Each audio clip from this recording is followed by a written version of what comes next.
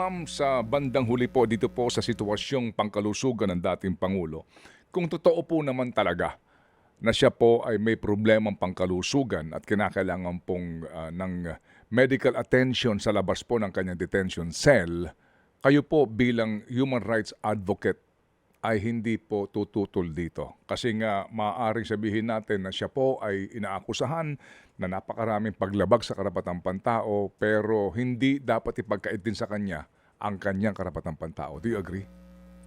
Ay, definitely po. At sinasabi nga namin, ang mga biktima, ang kahuli-hulihang tao na magsasabing, pabayaan nyo na yan. Kasi kailangan po namin siyang buhay para magsimula ang trial. Kaya sa totoo, kung apektado yung supporters, apektado din yung mga biktima ng krimen. Kasi kapag namatay si Duterte, wala. Kaput, wala ang kasong ito at walang hustisya para sa kanila. Kaya ang aming hiling sa kanya, sabi nga, happy birthday, many more birthdays to come, at sana mabuhay ka pa ng mas matagal. Mga kapatid, brothers and sisters, saan ka pa? Dito na tayo sa totoo.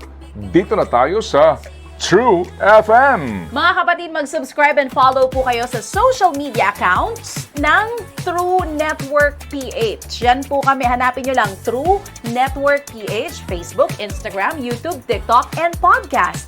Mapa Apple or Spotify man yan, mahahanap nyo kami. Lahat ng mga napapanood at napapakinggan nyo po sa programa, nasa social media accounts namin yan. So, paano mga kapatid? See you sa social media! Ito tayo.